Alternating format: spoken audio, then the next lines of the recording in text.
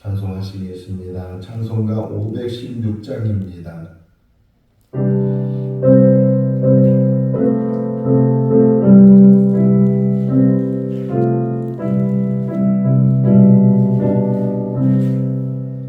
옳은 길 따르라 은의 길을 생애 만리에 잠든 길이길 따라서 살 길을 온 세계에 전하세니 만 백성이 나갈 길 지나고 동뜬다 바람이 보아라 저빛 주 예수의 나라 이 땅에 곧 오겠네 오겠네 주 예수 따르라 승리의 주 세계 만민이 나아갈 길과 진리요 참 생명 내 장검을 부수고 다 따르라 화평한 마음 지나고 뜬다 바람이 보아라 저리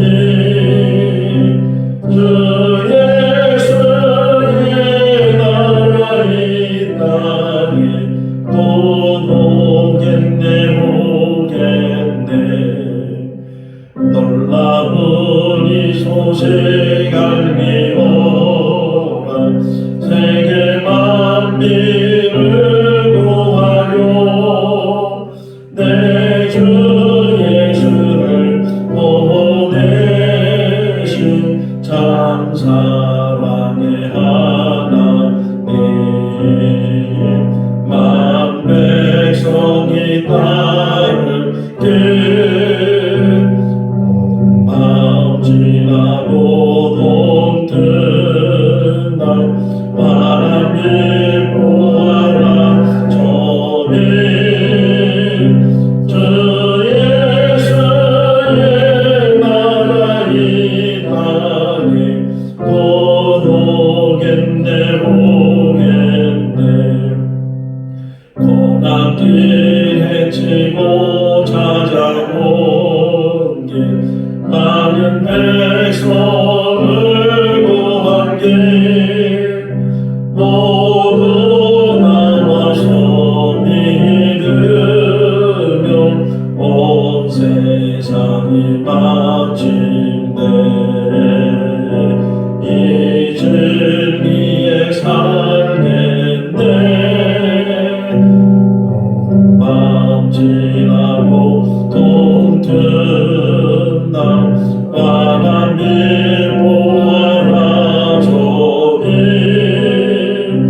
주 예수의 나라 이 땅에 곧 오겠네 오겠네 창세기 14장 17절에서 24절 말씀입니다. 창세기 14장 17절에서 24절 아브라함이 그돌라오멜과 그와 함께한 왕들을 쳐 부수고 돌아올 때에 소돔 왕이 사웰 골짜기 곧 왕의 골짜기로 나와 그를 용접하였고 살렘 왕 멜기세덱이 떡과 포도주를 가지고 나왔으니 그는 지극히 높으신 하나님의 제사장이었더라. 그가 아브라함에게 축복하여 이르되 천지의 주제시요 지극히 높으신 하나님이여 아브라함에게 복을 주옵소서. 너희 대적을 내 손에 붙이신 지극히 높으신 하나님을 찬송할지로다 하며 아브라함이 그 얻은 것에서 10분의 1을 멜기세덱에게 주었더라. 소돔 왕이 아브라함에게 이르되 사람은 내게 보내고 물품은 내가 가지라.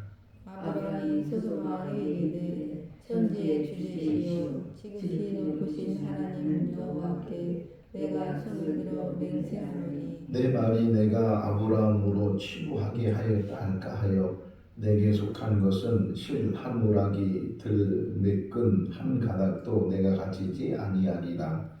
오직 젊은이들이 먹은 것과 나와 동행한 아넬과 에스볼과 만호의 분깃을 제할지니 그들이 그 분깃을 가질 것이니라. 아멘. 할렐루야.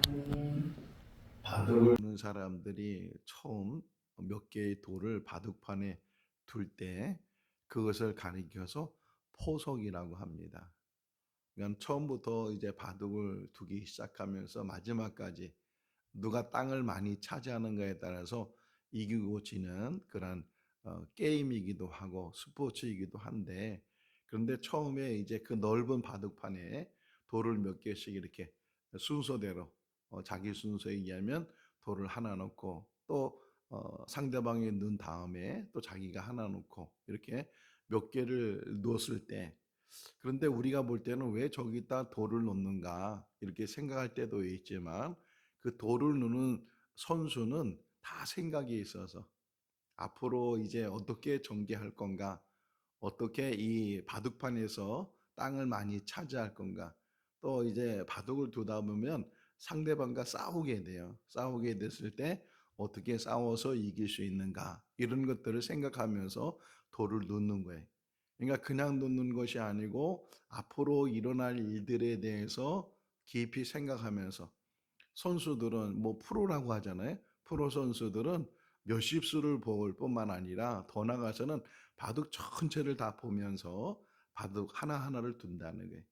그러니까 우리가 볼 때는, 또 바둑을 잘 모르는 사람이 볼 때는 왜 거기다 두지 하는 그런 생각을 갖게 되지만, 나중에 가서는 그래서 거기다 바둑알을 뒀구나, 미리 거기다가 뒀구나 하는 것을 알 수가 있어요.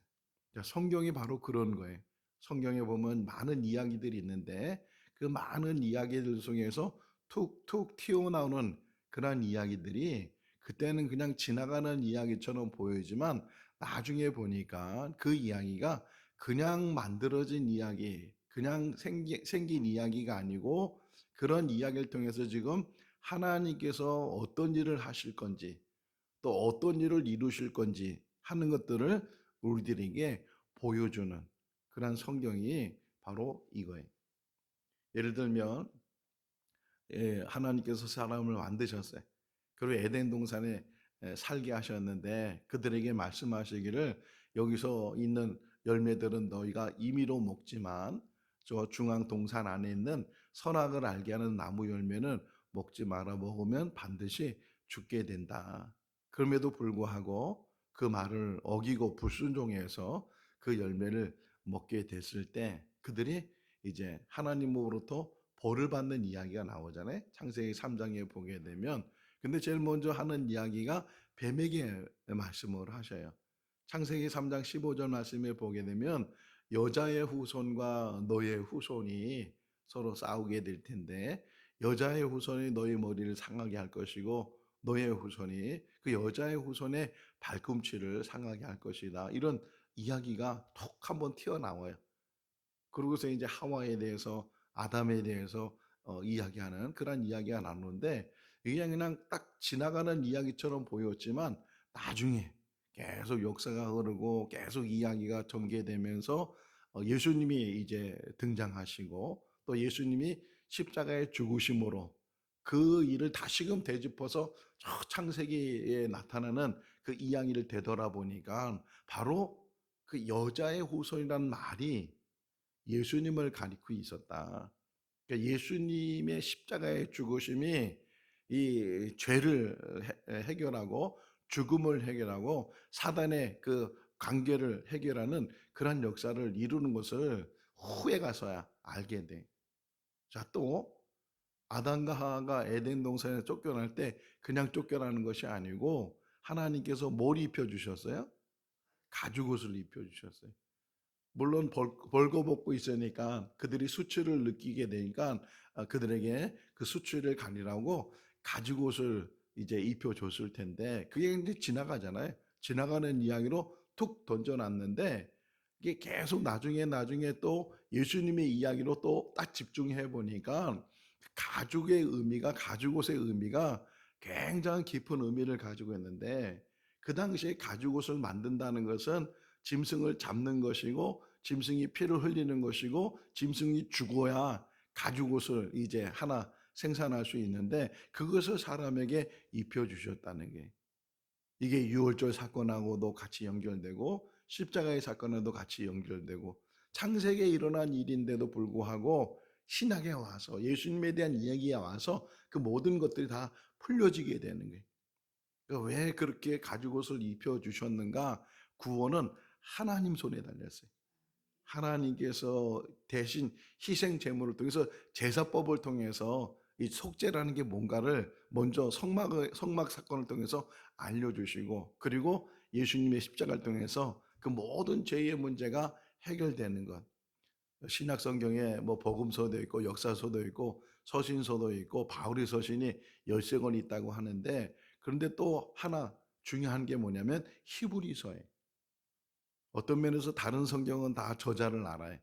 분명히 그 사람이 저자인지는 우리가 확실히 알지 못하지만 전례대로 내려온 이야기 있어요. 예를 들면 마태복음 마태가 썼고 누가복음 누가 썼고 이렇게 그 복음서를 쓴 사람이나 아니면 뭐 로마서는 바울이 쓰고 갈라디아서 바울이 쓰고 유다서는 유다가 쓰고 야고보서는 야고보가 쓰고 이렇게 저자들을 아는데 그런데 유독 저자를 모르는 것이 히브리서예요. 예전에는 바울이 썼다고 하지만 나중에 이제 많은 신학자들이 연구하면서 또 찾아내면서 이게 바울의 서신이 아니고 다른 사람의 서신인데 그런데 또 그 다른 사람이 누군가를 찾아보려고 해도 찾을 수가 없다. 다만 그 히브리서를 쓴 사람은 구약에 대한 배경을 완전히 다 이해한 사람이고 구약을 예수 그리스도에 딱 맞춰가지고서 바로 이분이시다 하는 것을 보여주는 그런 서신이 바로 히브리서다 이렇게 이야기를 하고 있는데 그 히브리서가 가르쳐주는 아주 중심 인물이 누구냐? 멜기세덱이. 그러니까 오늘 본문에 나오는 멜기세덱 이야기는요 여기 딱 한 번 나오고 끝나. 한 번 딱 나오고 끝나는데도 불구하고 이 이야기가 계속 그냥 묻혀져 있다가 전혀 생각하지 않다가 나중에 예수님에 대한 이야기를 통해서 예수님께서 십자가에 죽으시고 3일 만에 부활하시고 그분이 인류의 구주이신 것을 이렇게 깨닫게 되면서 증거하면서 그분이 어떤 예수님은 예수라는 말은 이름이고요. 예수의 그 하나 또 붙이는 게 있잖아요. 그게 뭐예요? 그리스도. 예수 그리스도, 그리스도 예수 이렇게 말하는데 예수는 이름이에요. 태어날 때 그 부모에 의해서 주어진 이름. 아들을 낳으리니 이름을 예수로 하라.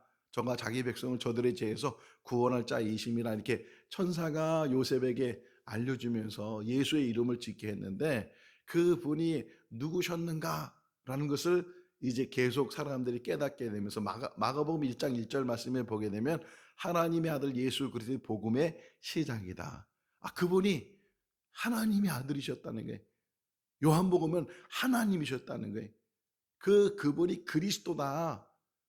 근데 그리스도란 그 표현이 뭐냐면 기름 부음 받은 자라는 그런 표현인데 그 기름 부음 받은 자의 표현이 또 구약 성경에 설명되는 게 세 직분자, 세 가지 신분을 가진 자에게 기름을 붓는다는 거예요.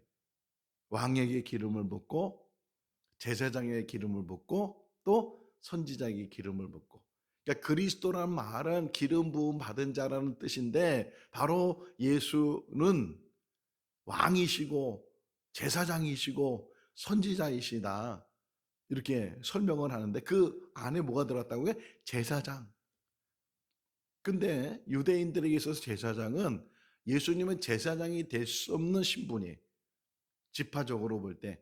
자, 모세가 이스라엘 백성들 이끌고 애굽에서 나와서 시내산까지 왔어요. 시내산에서 하나님께서 율법을 주시고 또 하나님께서 그들에게 성막을 만들게 했죠. 성막을 만들어서 거기서 이제 제사를 드리면서 하나님을 만나게 했는데 그런데 그 제사에 이제 일을 할 수 있는 사람을 하나님이 선택하셨는데 레위 사람들. 그러니까 모세도 레위 사람이고 아론도 레위 사람이고 이 레위 사람들만이 제사장의 직분을 감당하고 더 나아가서는 그 아론부터 시작해서 아론의 후손들이 대제사장의 직분을 세습을 받도록 그렇게 하나님께서 법을 만드셨어요. 그러니까 그 이후로는 레위 신분을 가진 사람이 제사장이 되는 거예요. 근데 예수님은 레위 신분이 레위 지파가 아니고 무슨 지파라고요? 유다 지파예요. 그러니까 제사장이 될 수 있는 지파의 출신으로 예수님이 태어나셨는데도 예수님을 그리스도 그러면 그분은 기름 부음 받으신데 왕이시고 제사장이시고 선지자이시다. 제사장이라고 말하는 거예요. 근데 왜 그분이 제사장이 될 수 있냐? 레위 지파도 아닌데 바로 이 멜기세덱을 이제 설명을 해요. 히브리서에 보게 되면 히브리서가 13장까지 되어 있거든요. 그 13장 중에서 멜기세덱에 관한 이야기가 한 5장 정도 나와요. 3분의 1 이상이 이 멜기세덱에 대해서 설명을 하는데 이 멜기세덱을 장황하게 설명하는 게 뭐냐? 바로 멜기세덱을 여기 오늘 본문에 보면 18절 한번 읽어볼까요? 살렘 왕 멜기세덱이 떡과 포도주를 가지고 나왔으니 제사장이었더라. 이 제사장이었다. 이 단어 하나에 제사장이었더라. 살렘 왕 멜기세덱. 그러니까는 아브라함이 이제 조카 롯을 구하기 위해서 318명을 데리고 가서 기습을 해서 그래서 정말 전쟁에 승리를 하고 이제 거기에 전쟁에 승리하면 전리품이 생기잖아요. 많은 전리품을 가지고 또 사람들은 이제 다시 구출을 해서 그래서 돌아오는 가운데 이 소돔 왕이 또는 이 살렘 왕이 아브라함을 맞이하는 그런 이야기 속에서 멜기세덱이 나오는데 창세기는 어떤 면에서는 처음 나오는 단어들이 많잖아요. 처음 나오는 단어들이 많은데 그 중에 처음 나오는 단어가 이 18절에 보니까 멜기세덱은 제사장이었다. 지극히 높으신 하나님의 이 제사장이라는 단어가 굉장히 중요하게 다룬다는 거예요. 실제적으로 유대인들에게 있어서 이스라엘 백성들에게 있어서 제사장이라는 단어는 어느 때부터요? 성막을 짓고 난 다음부터. 아론이 대제사장이 되고 그 레위 지파들이 그 중에서 제사장으로 이제 기름 부음을 받아서 제사장 일을 하면서 본격적으로 제사장 제도가 이제 생겨지게 되고 그 제사장들이 예배를 도우고 죄인들이 와서 속죄를 드릴 때 그 속죄를 드린 제사를 도와주면서 죄사함을 받도록 그런 일을 했던 그 레위 지파 속에서 사람들이 계속 제사장의 대를 이어갔는데 예수님은 그렇지 않다는 거죠. 근데 그렇지 않을 수 있는 게 뭐냐?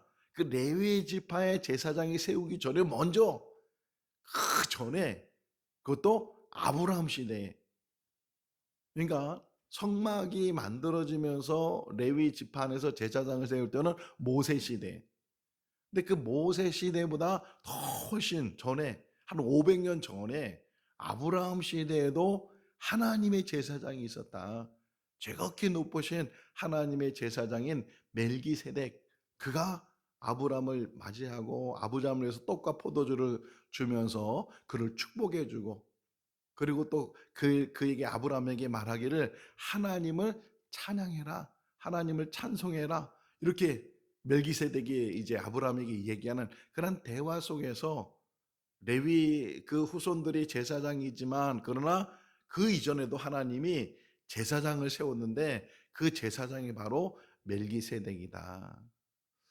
지금 우리나라에 이단들이 많이 있어요. 이단들이 많이 있는데 그 이단 교주죠. 교주가 이단을 만드는 거잖아요. 근데 그런 교주 중에 자기가 멜기세덱으로 하는 사람이 몇 사람이 있어요. 내가 바로 멜기세덱이다. 내가 바로 영원한 제사장이다. 이렇게 지금도 말하는 사람들이 또 거기에 현혹돼 가지고서 저분이 정말 멜기세덱이라고 이렇게 얘기하는 사람, 추종하는 사람들이 얼마나 많은지 몰라요. 뭐 인터넷 들어가서 이 핸드폰에 있는 멜기세덱만 쳐도 아무개가 멜기세덱이다 이렇게 말하는 그런 이단들이 지금도 우리가 쉽게 볼 수가 있는데 바로 요 멜기세덱 아브라함 시대에 롯을 구하고 돌아오면서 만났던 이 멜기세덱 한 번 등장하고 다시는 이 구약에 등장하지 않지만 아니 시편에 나와요. 시편 110편 4절 말씀에 보게 되면 멜기세의 반창을 통해서 이렇게 표현되어 있는 게 나오는데 어쨌든 이렇게 한번 아브라함 시대에 언급했던 멜기세덱이 묻혀져 있다가 예수님이 등장하시고 예수님이 구원의 사역을 다 이루시면서 예수님을 가리켜서 이분은 왕이시고 이분은 제사장이시다 이렇게 말했을 때 왜 제사장이 될 수 있는가? 바로 하나님이 멜기세덱을 제사장으로 세운 것처럼 레위의 혈통이 아니라 내리 이제 15장을 보잖아요. 15장 6절에 보게 되면 아브라함이 하나님을 믿으니 하나님이 그를 의로 여겼다 그러잖아요. 자, 믿음이란 단어를 설명해요. 바울이. 믿음이란 단어를 설명하면서 뭐라고 비유해 주냐면 자, 율법은 모세 시대에 내일 다시 설명하지만 율법은 모세 시대에 만들어진 거다. 반면에 믿음이라는 것은 모세 시대보다 훨씬 전에 500년 전에 아브라함이 바로 15장 6절 말씀에 아브라함이 하나님을 믿으니 하나님이 그걸 의로 여기셨다. 로마서를 가리켜서 이신칭이라고 하거든요. 믿음으로 의롭다 칭함을 받는 것을 설명하고 있는데 그 율법보다 더 먼저 있었던 게 뭐냐? 믿음이라는 게. 율법을 행해서 구원을 받는 것이 아니고 믿음을 통해서 구원을 받는 것인데 그 믿음은 바로 아브라함부터 시대에 벌써 믿음이란 단어가 쓰여지게 되고 하나님이 그 믿음을 통해서 구원 역사를 이루셨다. 이렇게 설명하는 것처럼 바로 멜기세덱이 그거예요. 여기 14장에 나오는 이 멜기세덱. 그러니까 다시 좀 정리를 하면 아브라함과 롯이 같이 살다가 헤어졌어요. 둘 다 너무 부유하다 보니까 싸움이 자꾸만 다툼이 일어나니까 헤어졌어요. 근데 롯이 눈에 보기 좋은 소돔과 고모라 지역에 갔다가 그만 거기에 전쟁이 일어나게 되고 포로로 잡혀갔어요. 그 잡혀갔다는 소식을 듣고 아브라함이 그 롯을 구원하기 위해서 자기가 데리고 있던 사병 318명을 데리고 가서 구해내 왔어요. 어떻게 보면 아브라함과 롯의 관계를 설명해 주는 이야기 같지만 나중에 가서 다시 14장 말씀 이게 한 몇천 년이 지나고 지금부터 아브라함은 한 6천 년 지났거든요. 6천 년이 지난 지금의 상황 속에서 우리가 볼 수 있는 게 6천 년은 아니구나. 4천 년이 지난 4천 년이 지난 그런 상황 속에서 우리가 볼 수 있는 게 뭐예요? 이 창세기 14장의 이야기는 아브라함이 롯을 구한 그 이야기가 중심이 아니고 아브라함이 롯을 구한 다음에 만나게 된 이 아브라함과 멜기세덱의 이 만남을 지금 이야기하고 싶어 하는구나. 이게 바로 예수님에 대해서 지금 먼저 미리 얘기해 주시는 이야기구나 하는 것을 우리에게 말하고 있는 거예요. 그러니까 포석하는 거예요. 포석. 하나님이 툭툭 던져 놓으셔요. 이 역사 속에서 사건 속에서 이게 실제로 다 일어나는 이야기잖아요. 일어난 일들을 통해서 하나님이 툭툭 던져놓는 게 뭐냐. 하나님께서는 인류를 사랑하시고 인류를 구원하시기 위해서 하나님이 사람이 돼서 이 땅에 오시고 그 하나님께서 이 땅에 오셔서 구원의 역사를 이루셨는데 그분이 바로 예수시고 그분이 바로 그리스도시고 그분이 바로 왕이시고 제사장이시고 선지자이신 그분이시다.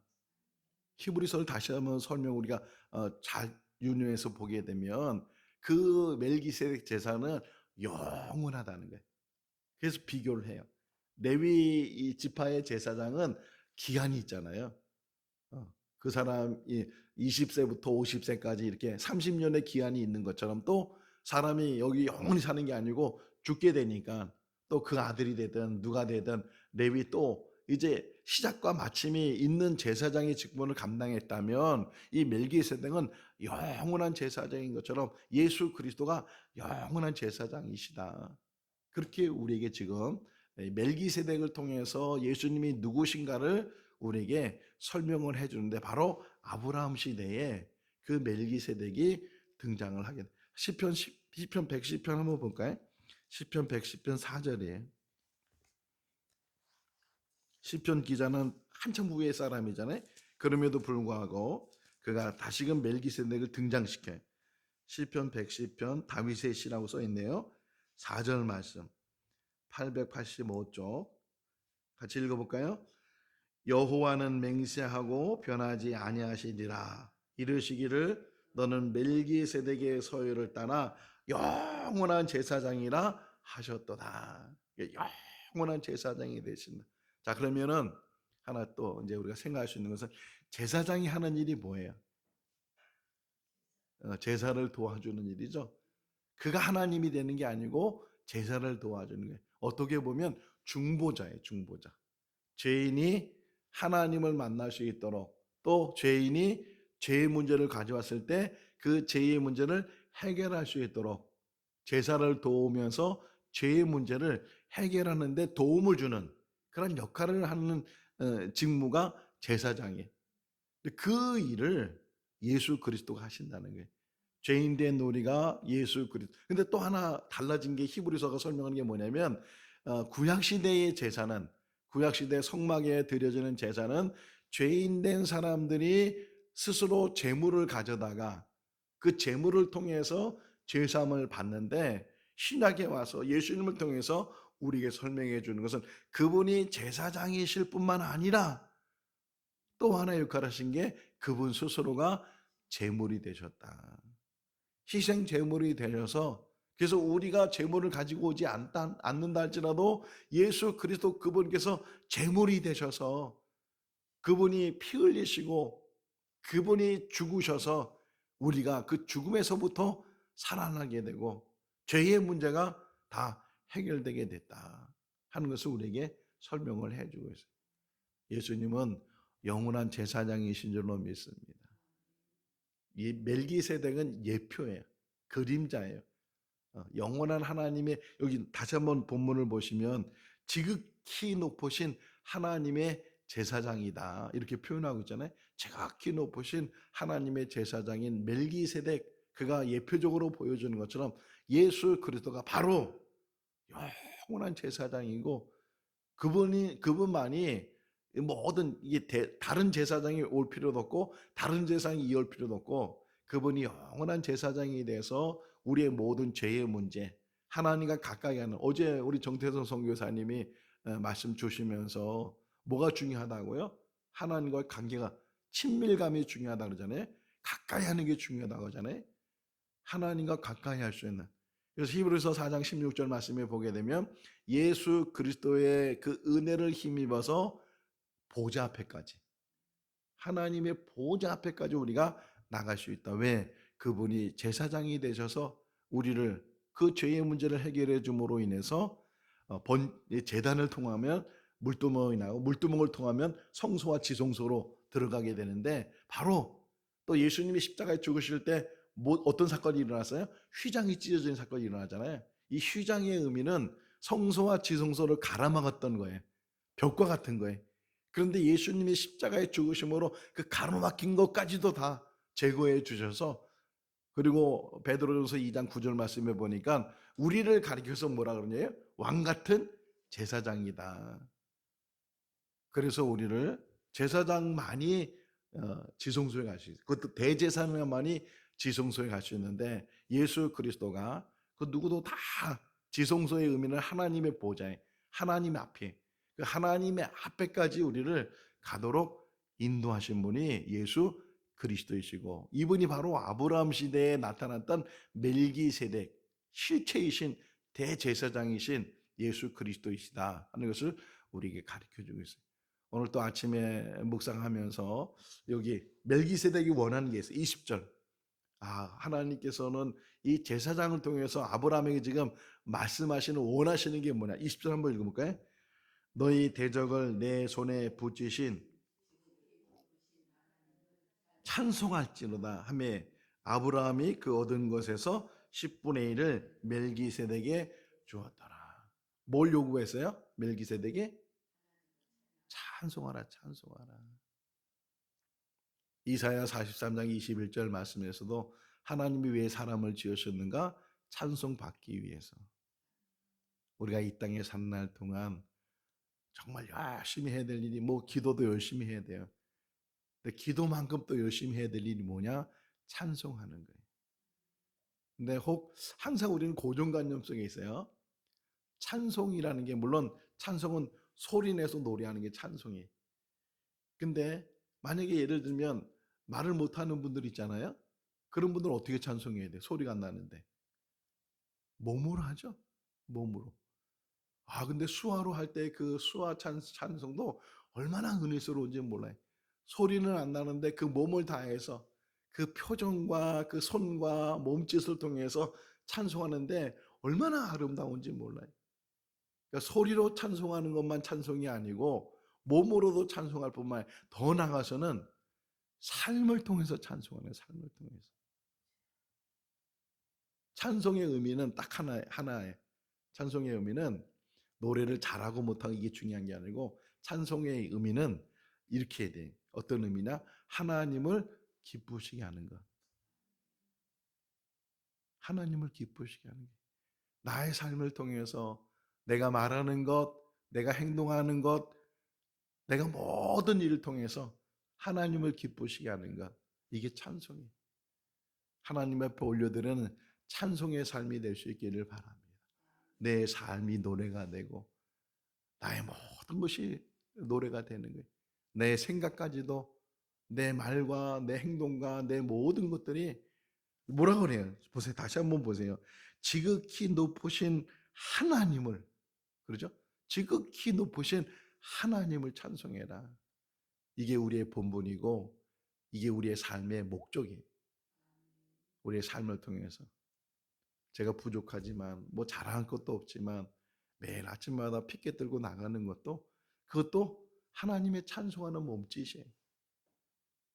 찬송하는 소리 없는 찬송이, 천국을 향한 찬송이. 뭐 대단한 일도 아니에요. 그냥 평범한 우리의 삶 속에서 하나님을 향하고 하나님을 위할 수 있는 그 헌신, 뭐 대단한 헌신을 요구하는 것도 아니에요. 삶 자체를 하나님과 동행하면서 하나님 앞에 드려지는, 즉 멜기세덱이 두 가지를 해줘요. 하나는 뭐냐면 축복해줘요. 여기 나온 보게 되면 19절 한번 보세요. 19절 읽어볼까요? 그가 아브라함에게 축복하여 이르되 천지의 주제시오 지극히 높으신 하나님이여 아브라함에게 복을 주옵소서. 그러니까 축복해. 그리고 아브라함을 향해서는 너 하나님을 찬송해라. 할렐루야. 우리의 삶 가운데 두 가지 하는 거예요. 하나는 축복하는 삶이, 다른 모든 사람들을 위해서 축복하는 거예요. 아내를, 남편을, 자녀를, 형제를, 성도를, 직장 동료를, 누구든지 심지어는 원수까지도 축복하는 거예요. 우리의 삶 속에 늘 잊지 말아야 하는 게 우리는 축복의 은혜를 받고 축복의 권세를 받고 축복의 의무를 가지고 산다. 또 하나는 하나님을 찬송하는 거예요. 사람들을 향해서 늘 축복하고 하나님을 향해서 늘 찬송하고, 이게 지금 멜기세덱을 통해서 우리에게 주시는 교훈이에요. 이 멜기세덱은 바로 예수 그리스도의 예포이고 한 번 딱 나와요. 그리고 이제 나오지도 않아. 그런데도 불구하고 이게 얼마나 중요한 사건이고 얼마나 중요한 인물인가 하는 것을 우리에게 보여주고 있고, 아까 잠깐 이야기한 것처럼 지금도 이단 중에 내가 멜기세덱이다, 그 교주가 멜기세덱이다 이렇게 말하는 사람들이 많이 있어요. 멜기세덱은 오직 예수 그리스도예요. 예수 그리스도만이 영원한 제사장이시고 우리 영원한 구원자이시고, 사도행전 4장 12절 말씀에 다른 이름으로서는 구원받을 만한 이름을 우리에게 주신 적이 없어요. 오직 예수 그리스도만이 우리의 참 구주이시고 그분을 통해서만이 하나님의 자녀로 인침을 받게 되고 영원한 하나님 나라에 들어갈 수 있는 그분이 길과 진리와 생명이 되시는 우리 구원자이심을 오늘도 고백하고 예수 안에서 우리의 삶 전체가 하나님 앞에 드려지는 찬송이 될 수 있기를 주님의 이름으로 축원합니다. 기도하겠습니다.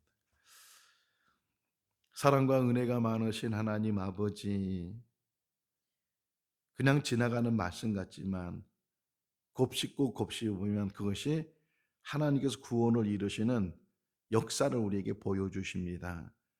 아브라함이 조카 롯을 구원하는 그런 이야기 속에서도 하나님은 멜기세덱을 보여주시고 영원한 제사장이신 예수 그리스도를 우리에게 보여주시는 줄로 믿습니다. 멜기세덱이 축복하는 모습을 보여주었고 또 아브라함을 통해서는 하나님을 찬송하라고 권면하였습니다. 우리 삶 가운데 늘 축복하는 삶이 되게 하시고 또 하나님 앞에 영광을 돌리고 찬송하는 그러한 삶으로 살아가는 우리들 되게 하여 주시옵소서. 예수님과 동행하는 복된 하루가 되게 하여 주시기를 간절히 바라옵고 예수 그리스도 이름으로 기도하옵나이다. 아멘. 마쳤습니다. 자유롭게 기도하시기 바랍니다.